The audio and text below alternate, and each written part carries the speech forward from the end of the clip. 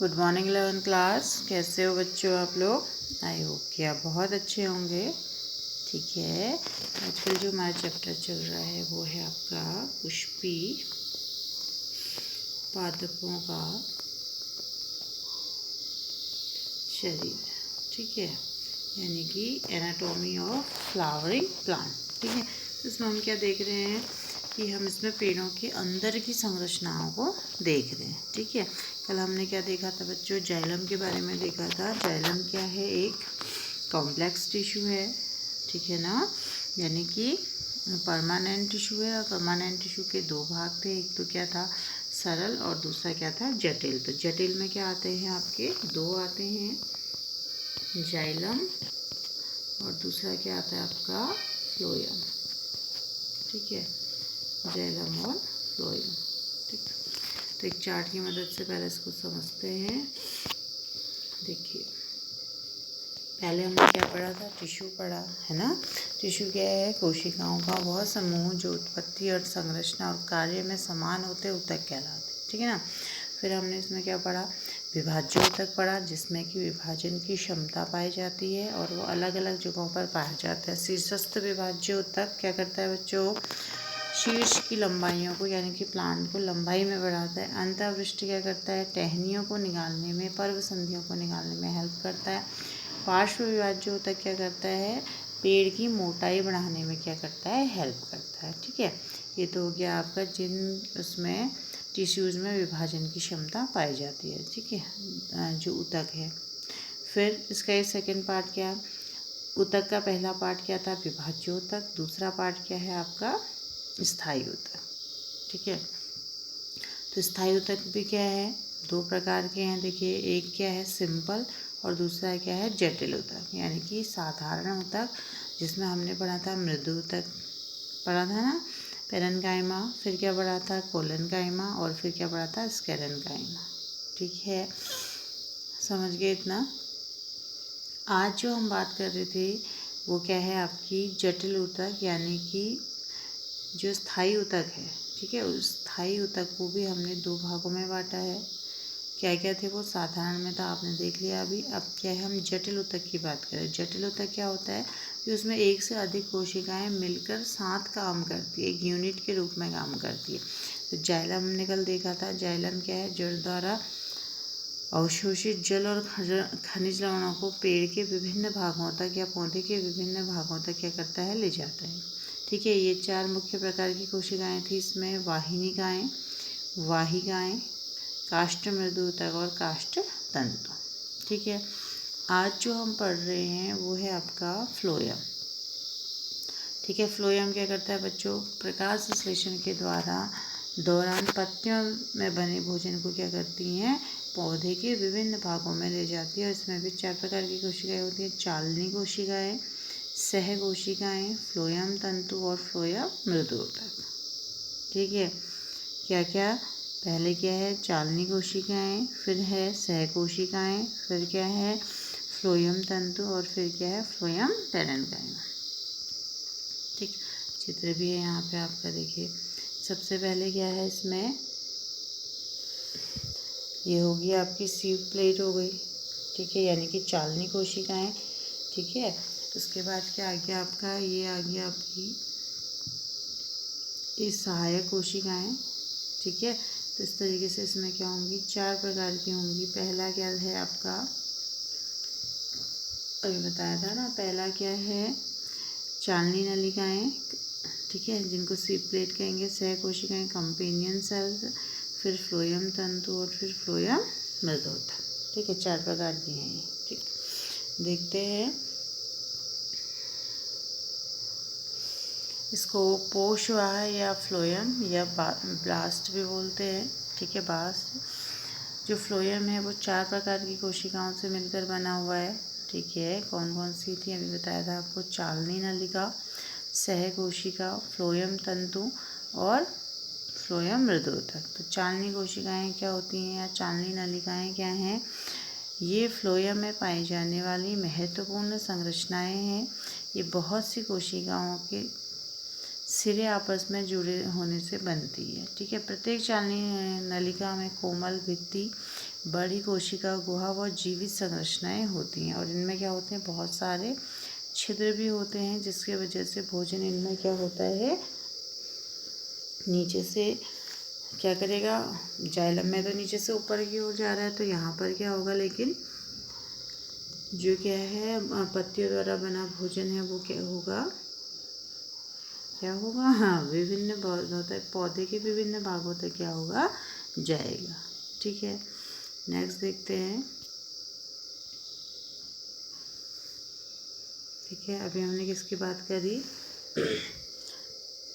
जिसकी बात करी है, फ्लोएम की बात करी है। ठीक है, तो फ्लोएम में हम क्या कह रहे हैं कि सबसे पहली जो नली वो है उसका नाम क्या है आपकी, चालिनी नलिका। क्या है बच्चों, चालिनी नलिका, ये इसको हम बोलते हैं सीप प्लेट। ये महत्वपूर्ण संरचना है और सिरे पे आपस में जुड़े रहते हैं। देखिए ये स्ट्रक्चर है इसका, एक दूसरे से आपस में जुड़े रहते हैं और इनके प्रत्येक चालिनी नलिका में कोमल भित्ति पाई जाती है और कोशिका गुहा होती है और ये क्या है, जीवित संरचना है। ठीक है, और इनके यहाँ पे क्या होता है, सीप प्लेट लगे रहते हैं। देखिए इस प्रकार पूरी नलिका के बीच बीच में अनेक स्थानों पर आते हैं आपको। ठीक है, अनेक स्थानों पर क्या हुआ है, अनुपस्थ पट्टियाँ लगी हुई हैं। अनुपस्थ पट्टियाँ क्या होती हैं, लगी रहती हैं, जिसमें बहुत सारे क्या होते हैं, छिद्र पाए जाते हैं। छिद्र क्यों पाए जाएंगे, क्योंकि छिद्र पाए जाने से क्या होगा, जो भी भोजन बना है वो क्या होगा, ट्रांसफ़र होगा, है ना। इस प्रकार की पूरी नलिका के बीच बीच में अनेक स्थानों पर बहुत सी अनुपस्थ पट्टियाँ प्लेट्स लगी रहती हैं। इनके ऊपर छिद्र उपस्थित होते हैं। इन पट्टिकाओं को चालिनी पट्टिकाएं कहती हैं। ठीक है, ये देखिए यहाँ पे है, इस तरीके से प्लेट है, इसमें छिद्र लगे हुए हैं और इसको हम क्या कहेंगे, चालिनी पट्टिका कहेंगे, जिससे कि इन छिद्रों से बना हुआ भोजन कहाँ आएगा, पौधों के विभिन्न भागों तक, यानी जहाँ जहाँ भी ज़रूरत है वहाँ पे उसको ले जाया जाएगा। ठीक है, कोशिका द्रव्य इन छिद्रों में से होकर एक कोशिका से दूसरी कोशिका में आता जाता रहता है। इनमें परिपक्व अवस्था में केंद्रक नहीं होता है। ठीक है, परिपक्व अवस्था में जो केंद्रक है वो इसमें नहीं पाया जाएगा। कोशिका द्रव्य भित्ति से चिपका हुआ तथा परिधीय स्तर पर के रूप में मिलता है और बीच में एक क्या होती है, रिक्तिका होती है, जिसमें पत्तियों द्वारा तैयार किया भोजन जल में घुली अवस्था में क्या होता है, भरा रहता है। ठीक है, कह रहा है कि कोशिका द्रव्य तो क्या है, भित्ति से चिपका हुआ एवं परिधि स्तर के रूप में मिलता है तथा बीच में एक बड़ी रिक्तिका होती है, जिसमें पत्तियों द्वारा तैयार किया हुआ भोजन क्या होता है, जल में घुलित अवस्था में भरा हुआ होता है और आवश्यकता अनुसार इनको उचित स्थानों पे क्या होता है, पहुंचाया जाता है। ठीक है, देखिए एक सी प्लेट यहाँ पे लगी है, चालिनी नलिका एक यहाँ पे लगी है, तो यहाँ से यहाँ भोजन आया, फिर नीचे की ओर इससे गया। ठीक है, तो ये क्या हो गया, आपकी चालिनी नलिका है। फिर देखिए चालिनी नलिकाओं की भित्ति सेल्यूलोज की बनी होती है, इस पर अनेक गर्त पाए जाते हैं। चालिनी नलिकाओं में भोज्य पदार्थों का घुलित अवस्था में स्थानांतरण होता है। ठीक है ना, घुलित अवस्था में होगा, सॉलिड तो होगा नहीं, अगर सॉलिड होगा तो फिर वो मूवमेंट ही नहीं कर पाएगा, इसलिए कैसे अवस्था में होता है, घुलित अवस्था में होता है। कोशिका द्रव्य में एक कोशिका दूसरी कोशिका तक चालिनी पट्टी के छिद्रों द्वारा जुड़ी रहती है। ठीक है, जो चालिनी नलिका ही क्या करती है, खाद्य पदार्थ के संवहन के लिए क्या होती है, उत्तरदायी होती है। ठीक है, संवहन के लिए क्या है, उत्तरदायी। जैसे भी जो फ्लोएम, उसका कार्य क्या है, फ्लोएम का कार्य क्या है कि पत्तियों द्वारा बने भोजन को पौधे के विभिन्न स्थानों तक ले जाना। उस काम को कौन कर रहा है, चालिनी नलिका कर रही है, क्योंकि जो भी उसमें छिद्र युक्त है, इसलिए वहाँ पर क्या हो जाएगा, छिद्रों के द्वारा जो भोजन है लिक्विड फॉर्म में उसको एक स्थान से दूसरे स्थान पर ले जाया जाएगा। ठीक है, लेकिन यहाँ पर एक क्या है, ट्विस्ट है।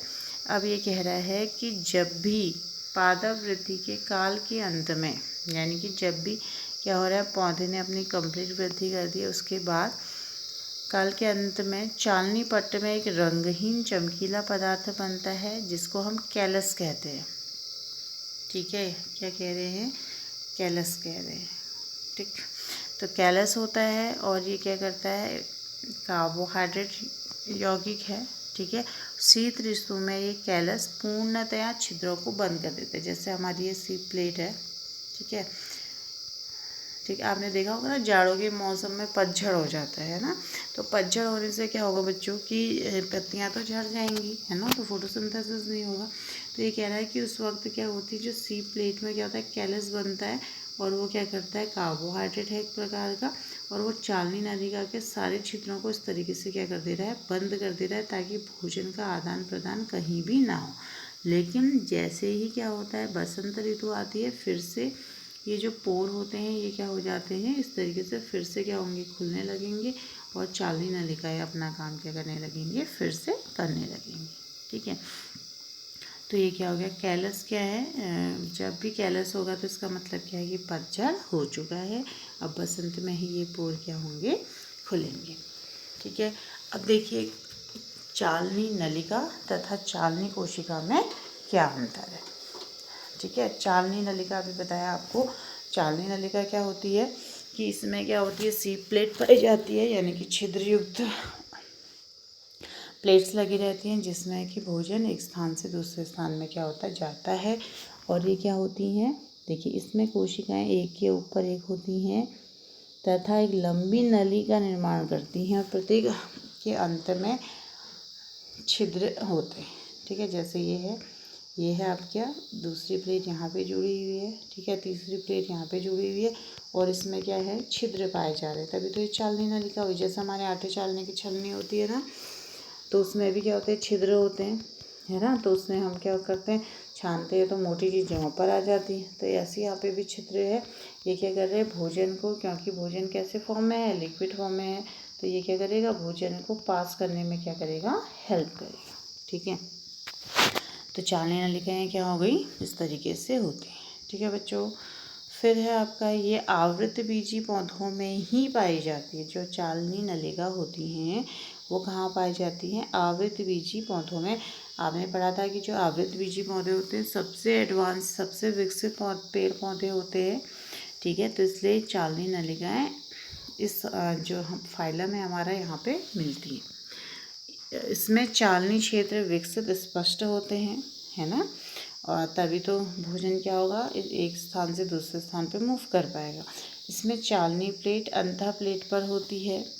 ठीक है, और इसमें हमेशा सहचर कोशिकाएं यानी कि कंपेनियन सेल मिलती है जो इनको पकड़े रहती है। ठीक है, अच्छा अब हम बात करते हैं चालनी कोशिका की। ये क्या थी, चालनी नलिका थी, ये क्या है, कोशिका। दोनों का काम ही यही है कि ये भोजन को क्या करते हैं, ट्रांसफ़र करते हैं। लेकिन जो चालनी कोशिकाएं हैं वो कहाँ मिलती हैं, टेरिडोफाइट्स में मिलती हैं और जिम्नोस्पर्म में। यानी कि पहले क्या हुआ, ये होगी चालनी कोशिका का निर्माण हुआ होगा, फिर चालनी नलिकाओं का हुआ होगा। यानी कि जब भी हम विकास की बात करते हैं तो चालनी नलिका पहले आई, किस किस में, जिम्नोस्पर्म में और टेरिडोफाइट में। ठीक है, तो टेरिडोफाइट प्लांट्स पहले आए थे पृथ्वी पर, तो चालनी सेल्स वहाँ पर बनी हुई होंगी। ठीक है, तो ये क्या है, थोड़ा सा पुरानी है, क्योंकि ये क्या है, जो प्लांट्स डेवलप नहीं हुए थे अच्छी तरीके से उनमें पाई जाती थी, जबकि जो चालनी ट्यूब्स हैं या चालनी नलिका हैं वो